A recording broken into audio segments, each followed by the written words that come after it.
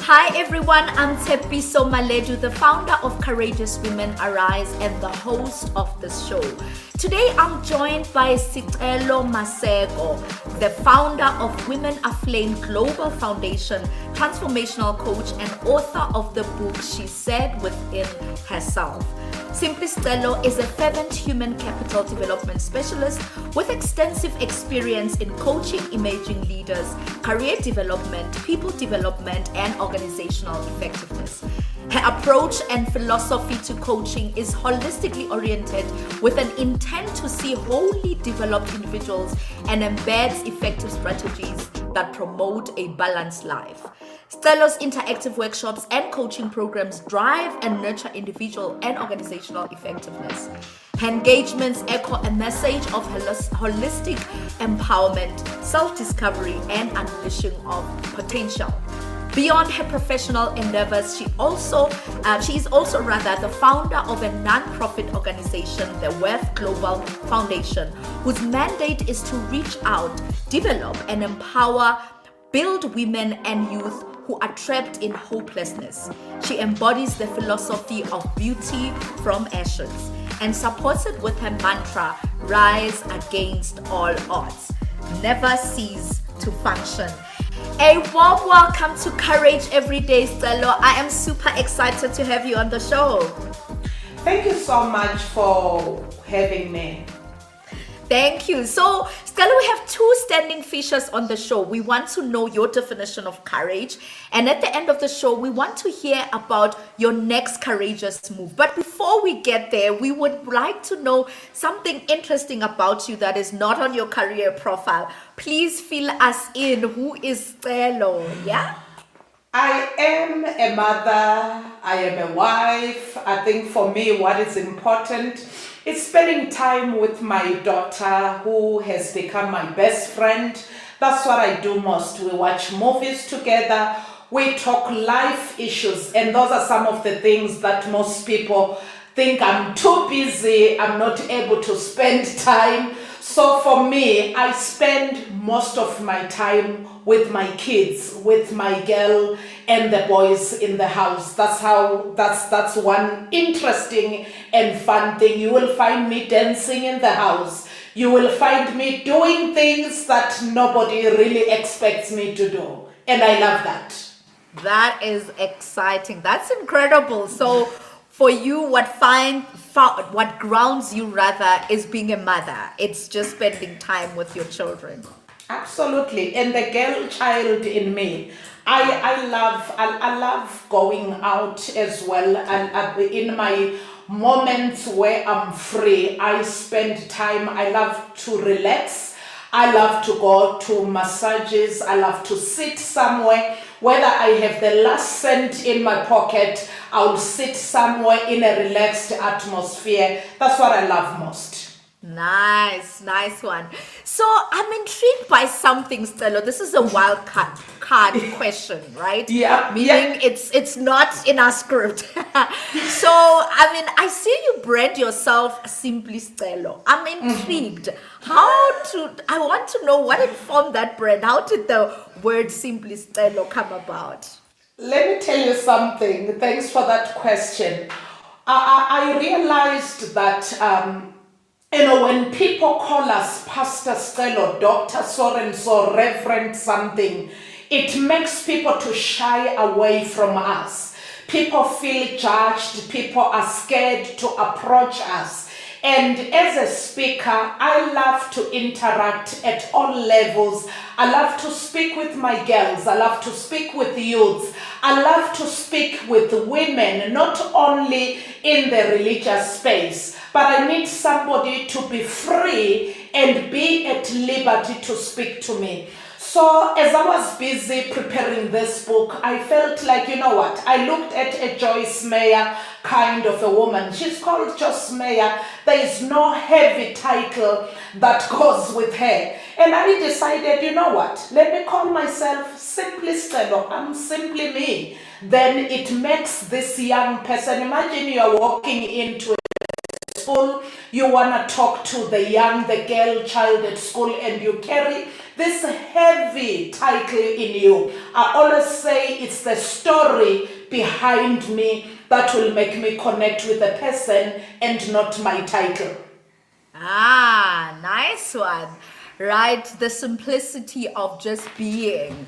And what you're saying is very important, Sicelo, because I guess we live in a society where there's just so many prefix, for a lack of a better word, before our titles and our titles. Or we give each other titles all the time. So we have titles. And I mean, there's nothing wrong with honoring Absolutely. people. But I guess I hear your point that how do we get to a point where we are relatable and people can relate with us outside of our titles or what we do, but people to relate with us in terms of who we are, not what we do. So that is really profound. So let's jump into our key question, which is a feature of the show around defining courage. So we want to know your definition of courage. What does courage mean to you? How do you define courage? Courage to me means to rise against all the odds, means responding fearlessly despite what you see right in front of you, despite the facts, despite possibilities, and I choose to fearlessly rise, against all the odds. That's what it means to me. So it's about me saying, I choose to overcome fear. I choose to look beyond what I see right in front of me, and I choose what I believe is for me, and that's about it. That is uplifting. I like the words that you're using, the power of choice, right? How do you choose against all odds, to rise in difficult situation and to be fearless? That is so profound. Thank you so much for that definition. It's definitely going to our archives of the definition of courage. So tell us more. Let's go deep into this notion of courage.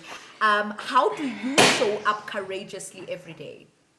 I show up courageously every day by deciding what I tell me. I always say I'm a firm believer that the greatest move or the greatest action that I can ever take in life is not based on opinions of others, but the convictions that come from within me. It's the things that I decide when I wake up in the morning. What do I tell me? What conversations do I have with self when I'm combing or rearranging my hair in the mirror? What do I tell myself? The inner voices, the meetings. I always say to people, I have what I call a sanity corner, a place where when I'm seated in my bathtub, I have more meetings. I have a lot that I tell myself, girl, you are going to do this. Girl, we are starting this. So I have more conversations with myself than anybody else. I can decide I'm going for this event, whether a person has invited me or not. I am in charge of what happens to my life, who I become at the end of the day. Yes, taking control of self. Like, I really, what you're saying to, around self-management, right? And the self-talk, because a lot of us, we have self-talk, but in the negative, right? And I like what you're saying, having meetings with yourself is very important, and that helps you to show up courageously every day. Absolutely. Amazing. So today, amongst other things, you said you are a mother, you are a writer, you are a coach, you're also, working as an HR practitioner. There's so many things that you do. But today, I would like to put a spotlight on your role as an author. And we're talking about your book, She Said Within Herself. So please walk us through, how did the book come about? Over the years, Tshepi, I recall when I was cleaning at home, I received a word that said to me, you will write books. I wrote it down on my small Bible years ago, and not even knowing when it will start. But there is a time where I had a word again that came to me, because I started to write and I stopped along the way. When I stopped, it was like it's an emergency. I need to begin to write.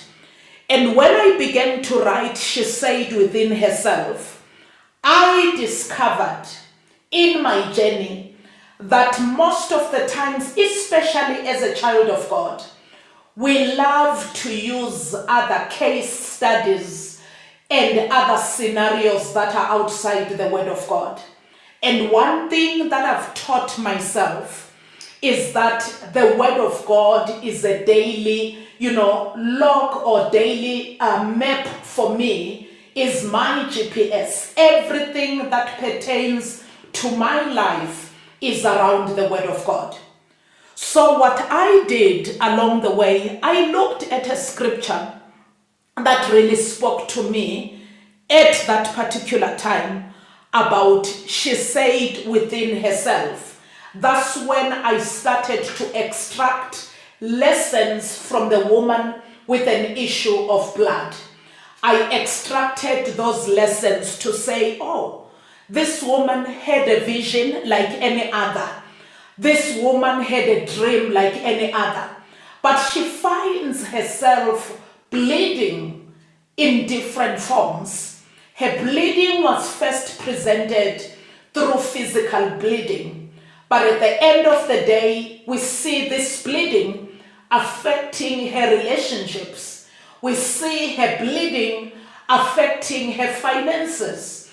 And when all these are affected, your emotional or mental well-being as well is being affected. I looked around me as a woman. I looked around people that I speak to, that I engage with, and I realized my approach, my philosophy is around striking a balance, that holistic wellness around me. So I see this book as a toolkit that speaks to saying, in different forms of bleeding where we find ourselves in, how does this form of bleeding present itself? And at the end of the day, which other areas are affected in our lives? So this is bringing an awakening or an insight as well to us as human beings to say, you may bleed, for example, maritally. You may bleed, and this has an impact on your finances, on your relationship, on your physique as an individual. So this is what this book speaks about, brings us to an awareness, brings us and also provides us with tools that will help us to resolve or redress whatever form of bleeding that has presented itself to us as individuals. Yeah, wow. That is deep, hey? Because if you just look at that scripture on face value, it is just about the woman. But I think I love the depth you've brought around bleeding. Even just an awareness of that it had an impact in different areas of our lives. So in essence, we bleed in different areas of our lives, whether we are aware of it or not. And through your book, you're putting the spotlight on those different types of bleeding. So I'd like us to focus on the financial bleeding, because I think that a lot of us, we are bleeding financially and we probably are not even aware of it. May you please just share maybe from your book, how do we stop this type of bleeding or empower us in ways in which we can manage our financial bleeding? All right. If you go to Luke 8 verse 43, the NLT version, I'm just going to quote something that's on my book, that's under a chapter 6 that says you bleed financially. This, I just put a screenshot of it, including a woman who had been subject to bleeding for 12 years.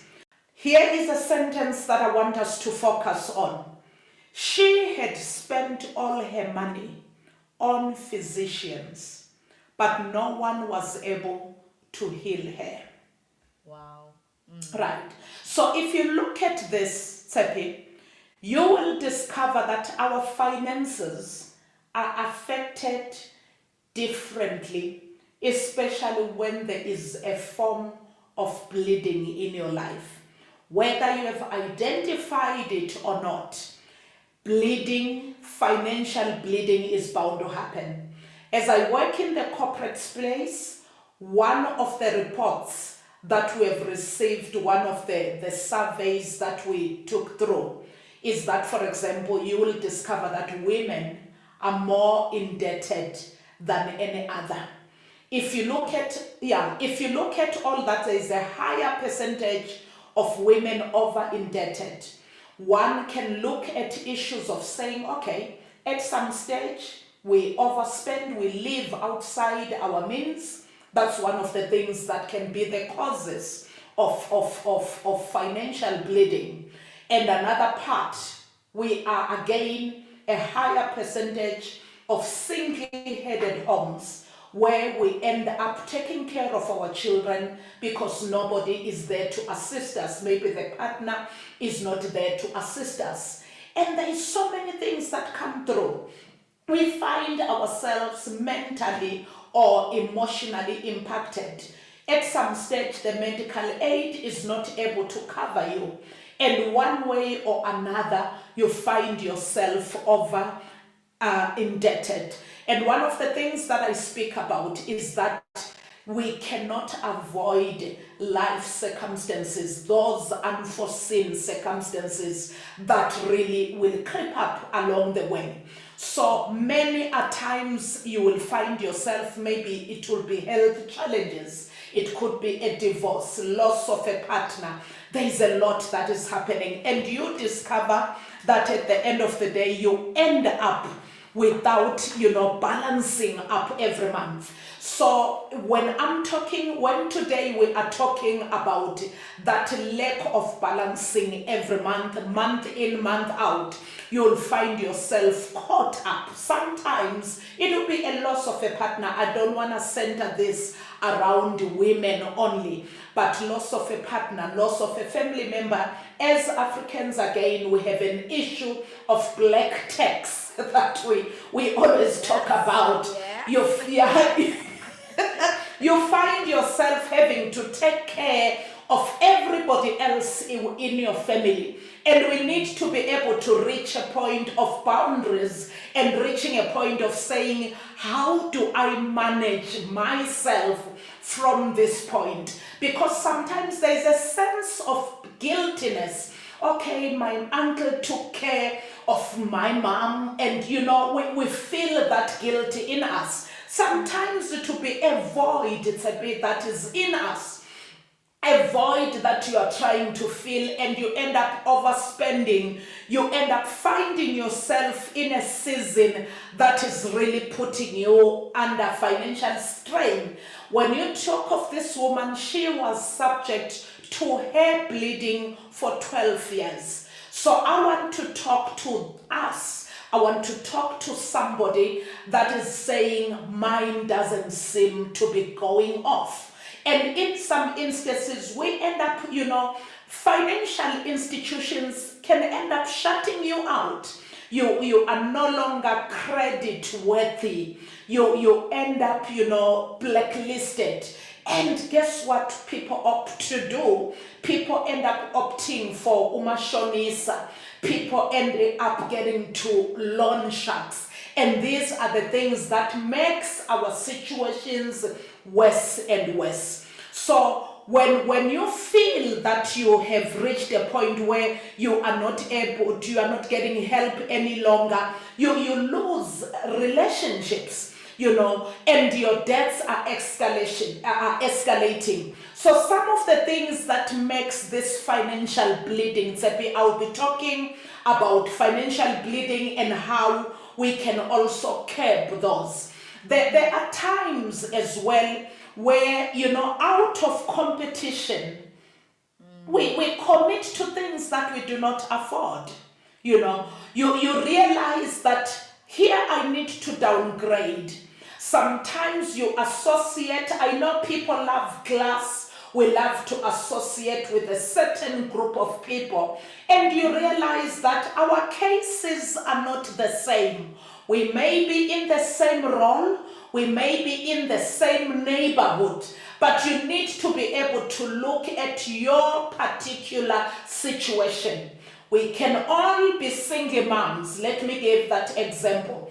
But one has got one child and she's got maybe a much paying job than you, who has got 3 children, but you always want to show up at the level of your friends, the peer pressure, and you discover you're taking your child to a Crawford school that I cannot afford this. So what am I saying here today? I'm saying we need to come to a realization, a meeting with yourself over and over, where you review your financial wellness. What is it that I can afford? What is it that I do not afford? What can I put on hold for now? What can work for me this year? What can I review? So in order for us to manage this financial bleeding, it's important to say, you know what? Let me go back to God. Let me ask. This whole week I've been in this that says we have a reason to go to the Lord and ask, Lord, why is this happening to me? Let's not leave God as well outside our finances. In everything that concerns us, look at what is chowing my finances. What are the biblical principles as well that I can put and bring on board that can assist me to bring about healing to me? Because guess what? The issues of financial bleeding can also lead to your mental breakdown, your emotional breakdown. You are not able to cope. You cannot afford the basic necessities of life. And I always say it's always good to know what to do in your situation. In as much as it's good to research, it's good to ask people. These days, there's issues of debt review. Is debt review something that I can really resort to? What is it that I can do? Is it loan consolidate? Is it consolidating my loans? Is it consolidating my debts? What is it that I can cut on little by little? Looking at your big and small debts, what is it that I can get rid of? Within a year, am I gonna get a bonus at my workplace, or what other sources of income, additional sources of income that I can pursue that can help me come out? So it's always important to have a structure, a plan in place, a plan in place that says how best can I get out of this journey, because the aim is that I must come out. I need to be delivered. I need to be free and walk free again. We bleed in different areas of our lives. Tshepiso has unpacked how financial bleeding comes through different issues that we face in life. She shared insights on how to manage the bleeding. In her book, she also addresses emotional bleeding that can come in a form of fear that stops us from achieving our dreams. I asked Tshepiso, how can we overcome fear? So let's move on, Tshepiso. And I think for me, one of the things about this one, it's related to emotional bleeding. But in chapter 12 of your book, you talk about the woman heard. English uzwile. So hearing creates fear. You mentioned that hearing can create fear or faith depending on what you hear. And this for me speaks to emotional bleeding, as I said. Most of us, we hear fear. How do we overcome fear? Please share with us. Okay, let me talk about hearing first. The woman heard. Whatever has crippled you in life, many a times are not things that you have seen. Many a times is things that you have heard. You have heard the economy is going to be like this. You've just received an SMS, you saw something online, and fear builds up. You hear at your workplace there will be retrenchments. You hear they're cutting stuff, things like that. So when we hear, whatever we hear, we tend to process it at the end of the day. So what am I saying here? How do we overcome? It's one of the things that we need to look at again is what you tell yourself. What is it that is within you? What are you holding on to? Tshepi, when there is a word that you're holding on to, when everybody else is panicking. Let me give you an example that comes. Years ago, when I was working for TV Africa, we heard that the company is going on liquidation, right? While in the process of that confusion, what am I gonna do? I'm a single parent. How am I gonna pay my rent? I just bought a car. What is it that I'm gonna do? One of the bosses called me aside from the rest of the people, and he told me that I need to go see somebody in another company. I must not worry with what is happening in the company. So when everybody was called into this huge briefing session, guess what I was thinking? I was not in the same state I was before I had. In both instances, I had. The first instance was that the company is going on liquidation.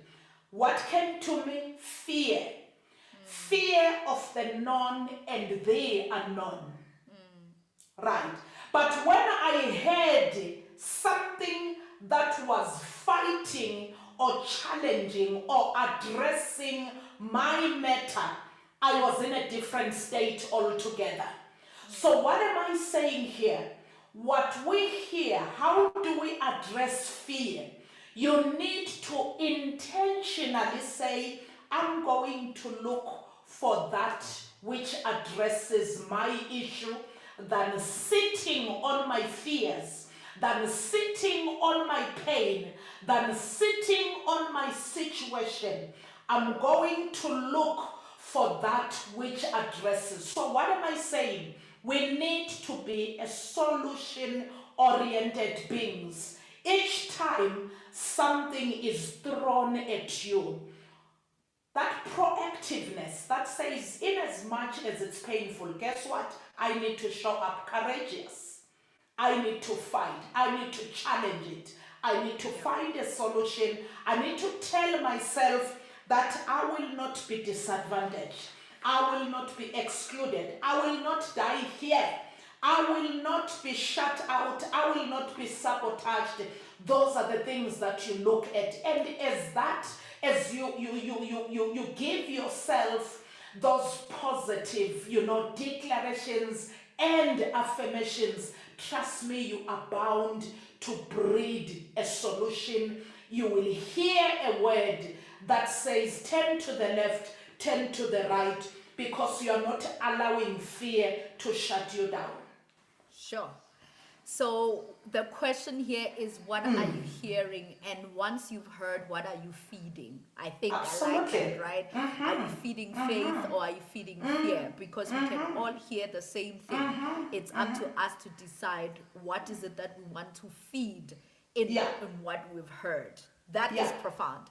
So before we bring this to a landing, we're almost about to bring this conversation to a landing. In the book, you make reference that her mind was made up. In that when she said within herself, she had already made up her mind.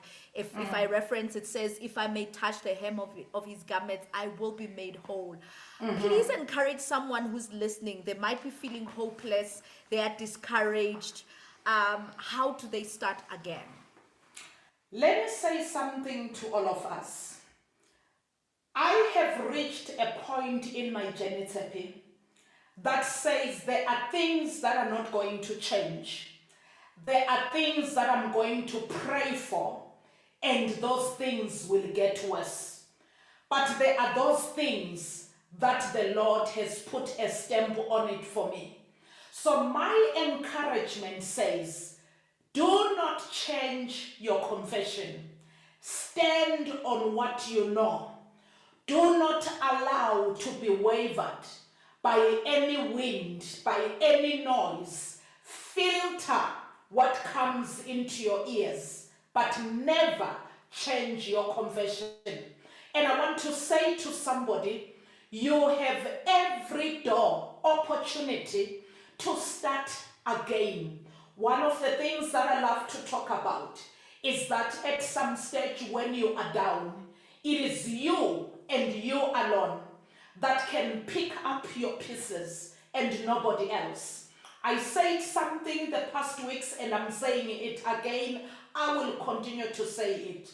The person that you are waiting for to pick you up, to empower you, to upskill you is none other than yourself. Wow. So begin to make that plan. Begin to talk to people. Some doors will be shut. Keep knocking.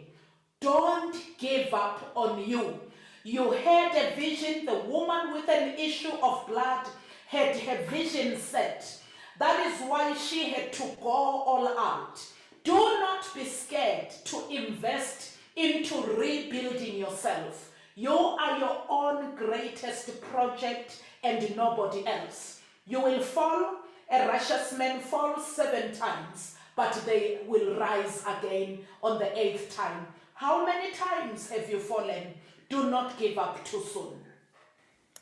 Don't give up is one of the key messages that I'm hearing you say to anyone who's looking for encouragement. I think it's important that you never give up. I like what you said. Focus on your confession. Like she said within herself, what are you saying within yourself? And I think the common theme that's coming out from this conversation for me, Sicelo, is about the responsibility is with you. You know, because sometimes we think it's outside and we blame the external circumstances. But what you're saying very loud and clear is the notion that the power lies within you, the answers lies within you, the decisions are from you. You need to make those decisions. Right. So before we bring this to a close, I'd like for you to just share what's the best advice or quote that guides your life. Never cease to function. Yeah. Yeah. Never cease to function. Yeah. No matter what you're going through, never cease to function. Yep. Right. I like that. So that is very important because some of us, when we go through the most, we stop everything. But I think what I'm hearing you say is even if when you're going through the valley, the darkest moments, never cease to function. Awesomeness. So what is your next courageous move? We want to know as we close up the show as one of the standing features, what's your next courageous move that you would like to do or you are already doing? Please. My next courageous move, I'm even laughing. I even wish you see my facial expression. For me, it's the exit strategy. It's me resigning in the corporate space. That's what I'm looking at. That's my next big courageous move. Wow, watch the space as you step into entrepreneurship, whatever space that looks like. That is indeed a courageous move. All the best as you make that decision to step out of the unknown. I call it that you are stepping into the unknown. Absolutely. But I must say it's exciting to know and when it's time, you know that it's time to step out of the unknown. So before we close, where can people find your book? Please share your social media platforms and any other work that you're doing that you'd like people to be part of. Okay, I've got my Instagram page, simply Sicelo _ the coach. you are welcome to inbox me, and my email address info@3 S for sugar, TRANDS.co.za. You are welcome to order the book as well. And then you are welcome also my cell number, that's my business line, 083-547-7039. People are welcome to inbox me. Then let's talk. We'll arrange, your postages and all that. Yeah. What are you saying within yourself? How are you talking to yourself? Are you feeding fear or faith? These are some of the questions I will ponder on post this conversation. Stella's book, She Said Within Herself, brings you to a place of self-reflection. And this conversation challenged me to courageously set up meetings with myself. If you want to share your story of courage, email us on cwarise.info@gmail.com. If you don't want to miss an episode, find and subscribe to Courage Every Day on your favorite podcast platform, or follow us on Courageous Women Arise social media platforms. Courage Every Day, where women share how they show up courageously every day.